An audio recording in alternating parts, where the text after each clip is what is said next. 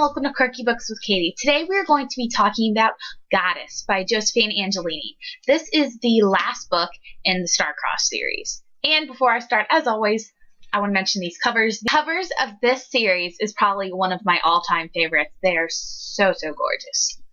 So, if you have been following me on my channel for a while, you know that this series is one of my all-time favorites. I love it so much. So first, basic recap. In this book, it's kind of the final battle between Helen and the gods, and you find out what everyone's role is in the so-called prophecy and kind of the fallout with that. Be warned, this video will have spoilers, but I will alert you when those come up.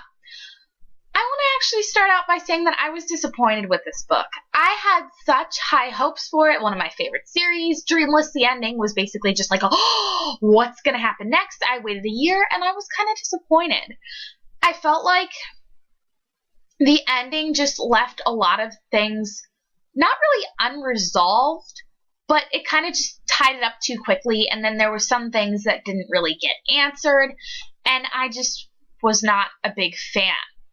I mean, I still liked the book overall, but the rest of the books in the series I absolutely loved. I feel like it just took me a while to actually get into it. It took almost halfway through the book to get into it, and it just wasn't what I was expecting. So now we're going to go into spoilers. Okay, so the first thing I had problems with was the Helen and Orion situation. I always was Team Lucas, like from the beginning, Dreamless, everything.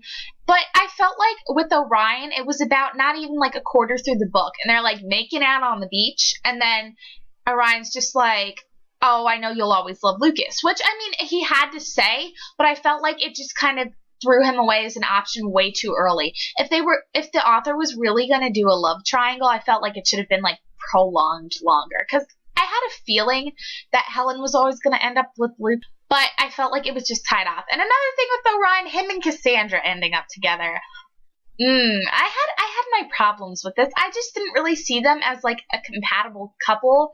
And Orion is like 18 or 19 and Cassandra's like 14. That was a little bit creepy, and like, didn't the Fates get mad because they were together? I didn't understand that at all. That was just one of my qualms.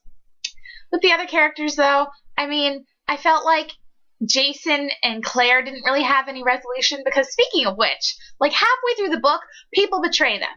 Ariadne, Matt, and Claire go to like the other side against Helen. And I mean, they have been like, especially with Matt and Claire, they've been best friends for life. Like, why on earth would you betray your best friend?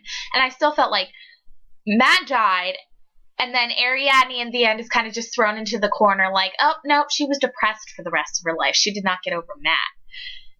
And then the thing with Claire, like, she didn't have any closure with Helen or Jason, I felt like, especially since she betrayed them. Everyone just kind of forgave her. And, I mean, Claire and Helen's relationship as best friends was one of my favorite things about the series, and I felt like in this book it wasn't the same. I know I'm probably giving you guys, like, the wrong impression of this book. I mean, I did like it. It's just, the reason I'm saying, like, a lot of negative things is because I was pretty disappointed. But we are going to talk about the one good thing in this book, and that is Helen and Lucas. As always, one of my favorite fictional couples. I even cried a couple times in this book because of them. But Lucas and Helen both made some really stupid choices. I mean, so that's finally revealed that they're not cousins, which is something you as the reader have known for the whole series since the first book, and you're happy. And then they can finally be together, except Hector dies. Okay, I was crying there. And then Lucas goes to take Hades' place so Hector can live. Another part, I'm crying. I'm like, Lucas, you idiot. Because this is the exact point we're finding out that Helen and Lucas can be together. And he's an idiot. He did not think anything through. He's just kind of like, oh, Helen's with Orion. And I mean, if he let Helen explain that she was not with Orion, he wouldn't have been in that situation. So now he has to go down and just kind of work is for Hades eventually. I felt like that was another unresolved thing. And Zeus kind of went down to Helen's every land that she created, and she couldn't even use it. I felt like that was an important point in the book, how Helen created this world that was all her own and something that was like the inside of her mind, and she didn't even get to use it. The ending, though, overall was cute. This is the main thing about this book, like I said. It wasn't what I expected, and I felt like it had a lot of, like, unanswered things, and characters kind of made decisions that I felt like weren't really them. Like, if you told me in the first book that Claire was going to betray Helen, nope, I would have said, no way, not way, any way possible. And yeah, overall, I'm really sad to say goodbye to this series because it was one of my all-time favorites. Even though this book wasn't one of my favorites, I still gave it 4 out of 5 stars. And I said that it was very good, just wasn't what I expected. I think I said that at least 50 times in this review.